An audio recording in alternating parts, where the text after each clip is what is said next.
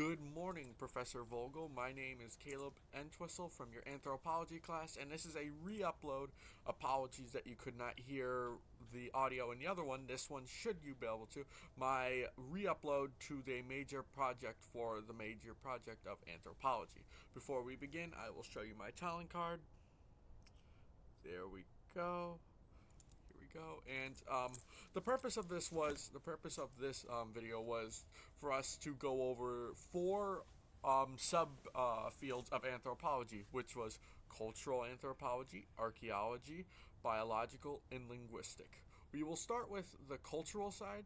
And I thought what was really interesting about the cultural side was that when you think of culture, like you think that not really much like culture defines everyone, like you don't like expect them to have similarities, but from the article called Harvest Song, which was made by Drubra Churkala, I hope I didn't butcher her name, it shows that there is a group of cultures like the Navatari, the Durga Pulja, the Kala Persia, and the Day of the Dead all share somewhat of the same festival for Halloween.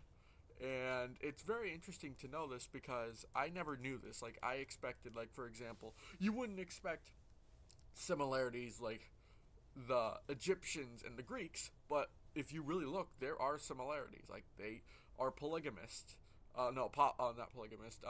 Polyamorous. They honor more than one god, and their gods have similarities, which is very interesting and shows you that, like, even if a culture is different from another, you can see there is a similarity between them. The next subfield is archaeology. In this one, I really liked. It was the distant origins of Stonehenge stone. And since I'm a future history major, this really fascinated me because when reading about this, I thought that the stones were necessarily like from Welsh, but actually they aren't from Welsh territory, but actually they were traveled from northeast Scotland, which, if you do the math, is 700 kilometers, which in miles is 434.96 miles, which is insane to me because, like, we know about like how the Egyptians traveled their stone from other countries, and it's fascinating that other countries or other people who are actually far away from Egypt adapted the same techniques or systems to travel stone from places that you wouldn't expect it to be, from like where the origin of the stone was. But it's really fascinating to learn that, like, there is ways that these people did it and connected systems to traverse long distances, which many people would think is daring for the time, and bring it back to a spot location that people wouldn't necessarily find like anything like usual, like anything that's unique about it. But it was very fascinating to learn about that, and it just shows you that archaeology like is a very building block of not only anthropology but for history, for philosophy. It shows there is like a big strive for archaeology, and it's only starting to get better. The next subfield is the biological, and for biologic, I chose um, dismantling the man hunter myth. So, for the longest time, we believed that men were the majority hunters back in Paleolithic, Neolithic periods. We thought that they were the hunters and the women were the gatherers. Well, this is actually from a group of anthropologists in the field called Sarah Lucy and Kara Obakok, that this is completely false. Like, the women actually could equally go up to men or even maybe top them.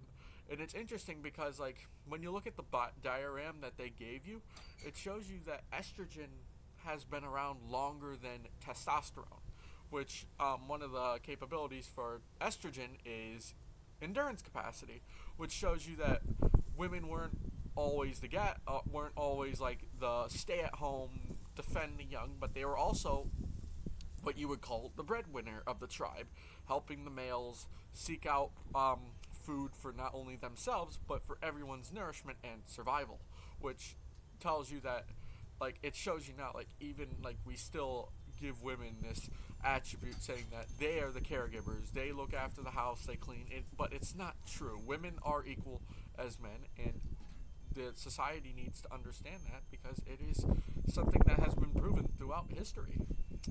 The next one is linguistic, the final subfield. And the linguistic one I chose was why AI would never fully capture human language. And AI has been a very, very big hot topic for debate for the past couple of weeks, months, years, because AI has been advancing in many ways. We have AI that can read books, we have AI that can do math. It's very fascinating, but one that's caught a lot of attention is human language, and people believe that AI cannot fulfill the simple roles of what a human language is because AI is simply technology that is programmed by code and stored data, which doesn't really show you the expressive feeling like I can to you while listening to this. It shows you that there's not much expression that AI can present.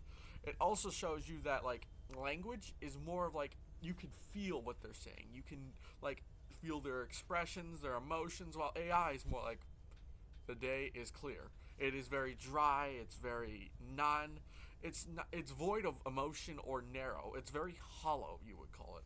But yeah, AI is not necessarily like it's designed to process languages and collect stored languages, yes, but without that, but you really don't get the sense of like how someone would actually use it in real life applications because AI is just telling you like it's just not really working. It's just AI really doesn't have the same raw tension or emotion that you would get in any other speaking field as you would with a real person with that dialect.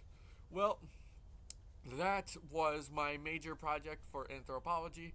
I hope you have a great rest of your day, and I hope this video gave you some clarity and helped you. You can hear it properly, and I hope you have a great rest of your day. Take care now, Professor Vogel.